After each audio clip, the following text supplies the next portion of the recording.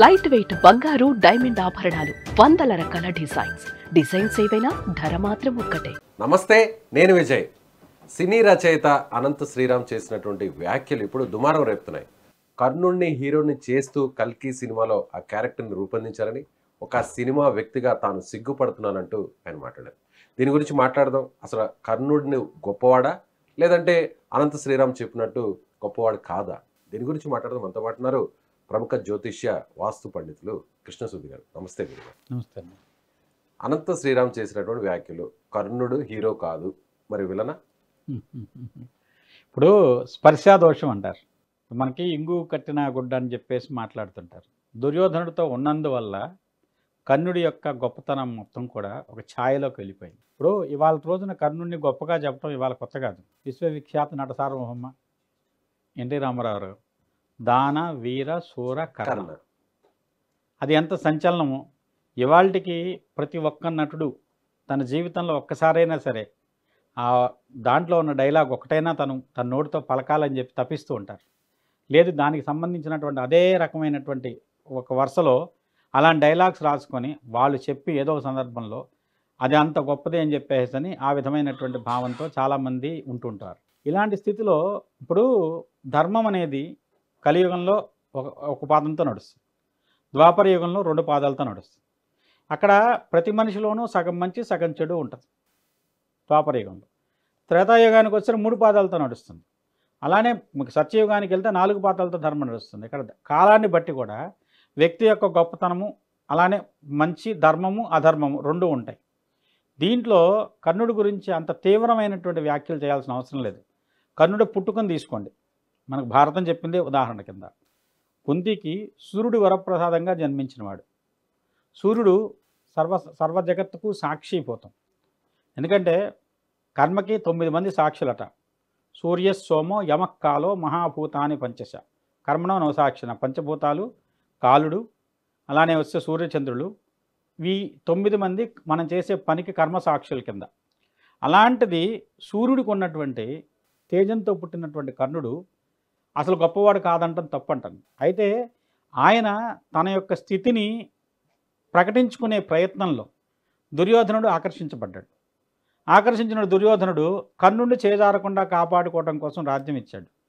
అయితే దీంట్లో ఇంకొక వ్యాఖ్య కూడా ఉందండి ఆయన మాట్లాడిన దాంట్లో. ఏదో వేరే వ్యక్తి దానం చేసిన రాజ్యంలో ఉన్నటువంటి తన దగ్గర ఉన్నటువంటి సంపదను దానం చేసినంత మాత్రం గొప్ప దానకర్త కాదు అని చెప్పేసి మాట్లాడారు. అది చాలా తప్పండి. అంటే ధర్మరాజు కంటే గొప్పవాడు కాదు కదా. ధర్మరాజు కంటే కూడా గొప్పవాడు చాలా విషయంలో. కృష్ణుడే చెప్పాడు, కృష్ణుడే నిరూపించాడు ధర్మరాజుకి. ఎందుకంటే అండి సహజ కవచ కుండలాలతో సహా దానం చేసినవాడు. ఇప్పుడు ఎవరైనా దానం చేసి ఇందాకన్న మాటలో దాంట్లో రాజ్యం ఉంది, దాంతో సంపద ఉంది, ఆ సంపద దానం చేయడం కాదు, తన శరీరానికి సహజంగా ఉన్నటువంటి కవచ కుండలాలు కూడా దానం చేసినాడు. ఎవరున్నారు సార్ అట్లా? శరీరం కోసిచ్చినాడు. శివ చక్రవర్తిని గొప్పగా ఎందుకు చెప్తున్నాం మనం? శివ చక్రవర్తితో పోల్చినప్పుడు దానంలో కర్ణుడు అంతకంటే గొప్ప దాత కాదా? ఒకసారి పాండవుల అనుమానాన్ని నివృత్తి చేయడం కోసం శ్రీకృష్ణుడు అర్జునుడిని ధర్మరాజుని తను తీసుకొని వెళ్ళి, విపరీతమైన వాన కురుస్తున్న పరిస్థితుల్లో మాకేదో నష్టం జరిగింది, వంట చెరుకు కలపలేదు కాబట్టి వచ్చేసి నాకు మంచి ఎండిన కలప కావాలంటారు వంటకి. అప్పుడు ఏదైనా అర్థించి ఇచ్చేటువంటి కర్ణుడు ఎక్కడా దొరకకపోతే తన భవనానికి ఉన్నటువంటి ద్వారాలు, తర్వాత వచ్చేసి కలపని మొత్తాన్ని కూడా కొట్టించి వాళ్ళకి దానంగా చేశాడు.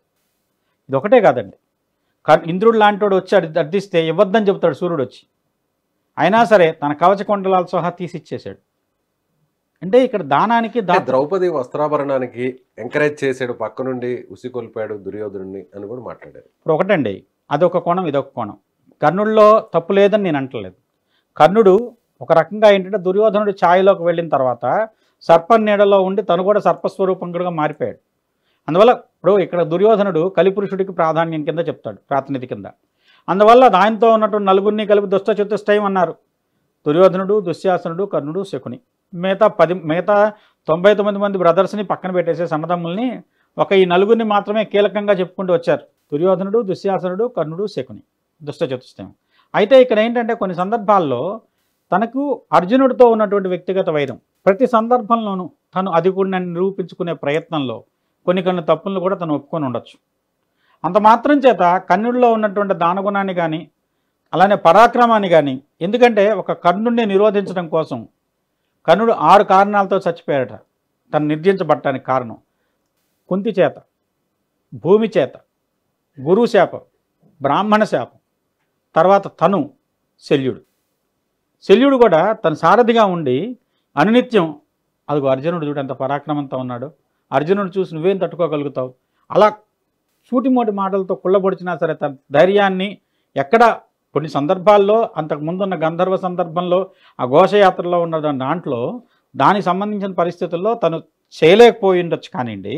కానీ కర్ణుడు పరాక్రమాన్ని తక్కువ చేసి మాట్లాడటం అది కర్ణుడి యొక్క వ్యక్తిత్వాన్ని కానివ్వండి, కర్ణుడి యొక్క గొప్పతనాన్ని కానీ తగ్గించి మాట్లాడటం తగదనే చెప్పాలి. ఇంకో మాట కూడా అన్నారు, ఏమన్నారంటే గంధర్వ సైన్యాన్ని చూసి ప్రాణమిత్రుడిని వదిలేసి పారిపోయిన వ్యక్తి ఎలా వీరుడవుతాడు అని ప్రశ్నించాడు. ఘోషయాత్ర అండి, ఘోషయాత్రలో దాంట్లో అరణ్య పర్వంలో వస్తుంది అది నాకు ఘట్టం. ఆ పరిస్థితుల్లో అక్కడ ఏంటంటే కర్ణుడి వల్ల కూడా కాలేదు. ఇంకా చెప్పాలంటే గోగ్రహణంలో విరాట పర్వంలో కూడా ఆ యొక్క గోవుల్ని విడిపించి అర్జునుడు ఒక్కడే వీళ్ళందరినీ ఓడించాడని కూడా మాట్లాడతాడు. ఇక్కడ ఏంటంటే కర్ణుడికి అర్జునుడి పరాక్రమాన్ని వర్ణించేటప్పుడు ఆ విధంగా వచ్చేసి అప్పటికి అర్జునుడికి తర్వాత కురుక్షేత్రంలో అర్జునుడికి చాలా తేడా ఉంది. ఎందుకంటే అరణ్య అజ్ఞాతవాసాలకు పూర్వం అర్జునుడి దగ్గర పాశుపతం లేదు, అరణ్యవాసంలో పాశుపతాన్ని సాధించుకున్నాడు. అలానే వచ్చేసి మిగతా కొన్ని శక్తుల్ని ఇప్పుడు అజ్ఞాతవాసం అరణ్యవాసం సమయంలో వాళ్ళు ఆ శక్తుల్ని పొందడం కోసం సమయాన్ని వాడుకున్నారు. అర్జునుడు ఆ విధంగా వచ్చి తన శక్తిని ద్విగుణీకృతం చేసుకుంటూ వెళ్ళాడు.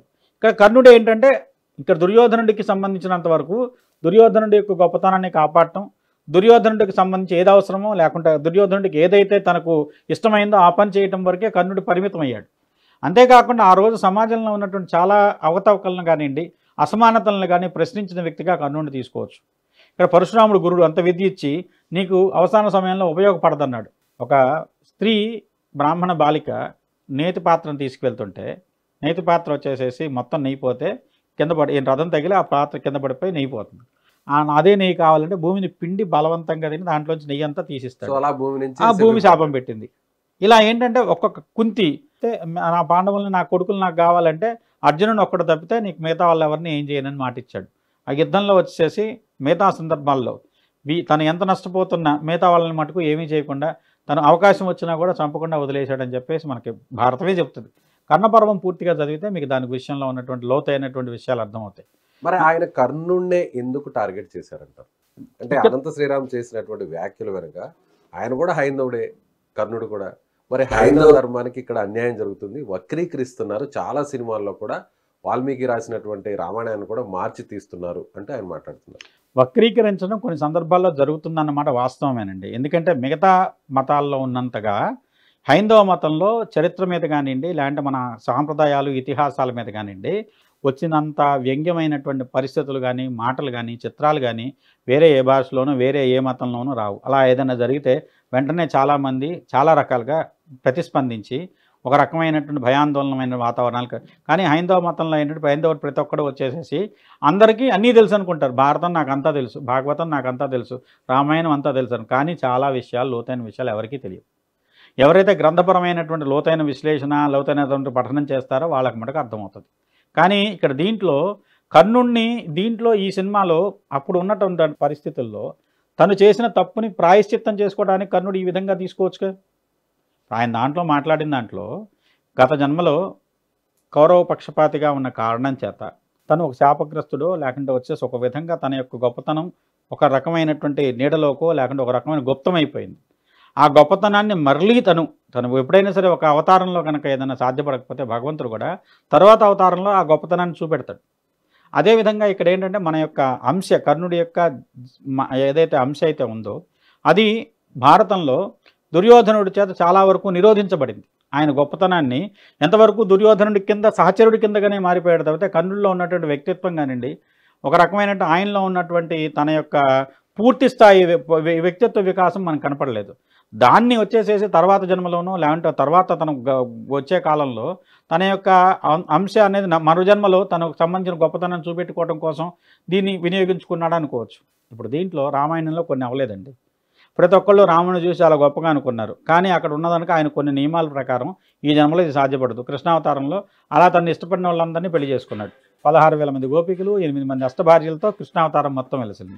కృష్ణావతారంలో ఏదైతే రామావతారంలో తను వాలిని సంహరించాడో, ఎందుకంటే రామాయణం మొత్తంలో చాలామంది వాలిని చెట్టుచాటు నుంచి కొట్టాడు కాబట్టి రాముడు అంత బలవంతుడు కాదు, శక్తివంతుడు కాదు. ఇక్కడ బలాలు బలహీనతలు ఉంటాయి ప్రతిదానికి.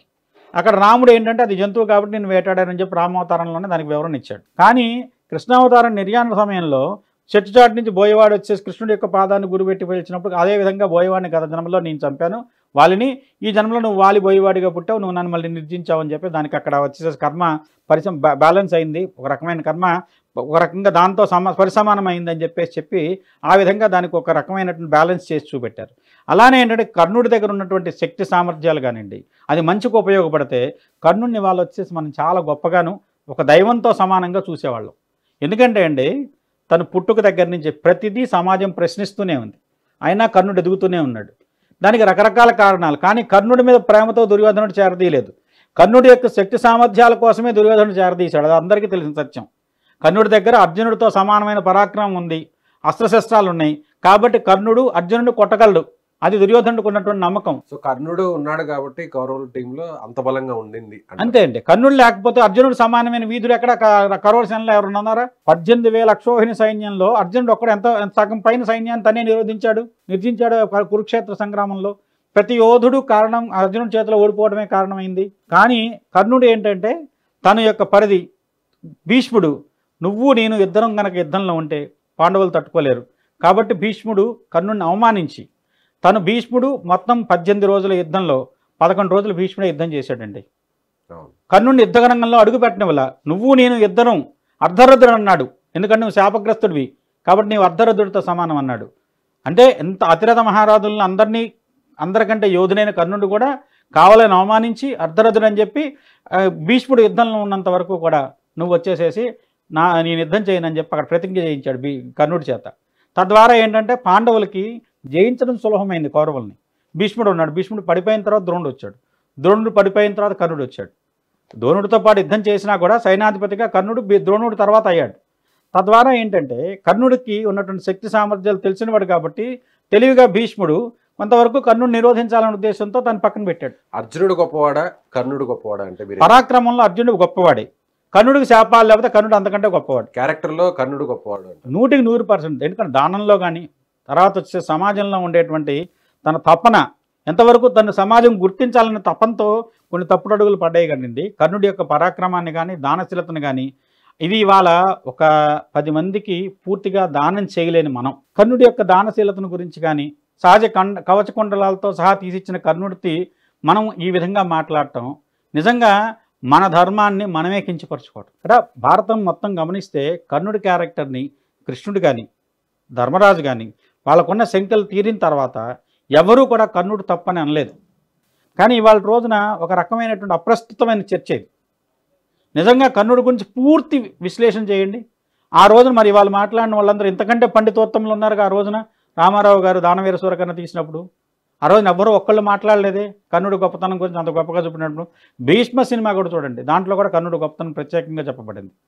అంటే ఎక్కడా కూడా కర్ణుడిని తక్కువ చేసి మాట్లాడటం ఎవరూ చేయలేదు.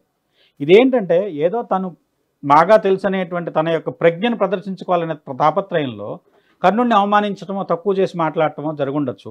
లేదంటే కొన్నిట్లో తనకు పాత్రత కల్పించబడలేదనేటువంటి అది కూడా ఉండుండొచ్చు తాపత్రయం.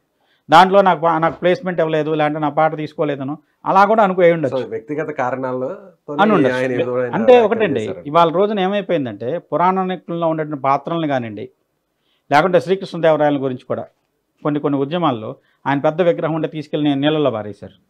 నిజంగా శ్రీకృష్ణదేవరాయలు కత్తి పట్టుకుని అక్కడ నిలబడితే ఎవరైనా ఆయన తాకగలిగే వాళ్ళండి? విగ్రహం కాబట్టి ఏదో చేస్తున్నాం అంటే ఆయన ఎదురుగుండా లేనప్పుడు ఎన్నైనా చేయొచ్చు. అంత వ్యక్తిత్వం ఉన్నటువంటి వ్యక్తి ఎదురుగుండా నిలబడితే కనీసం మన నోటేమిట మాట కూడా రాదు. ధన్యవాదాలు.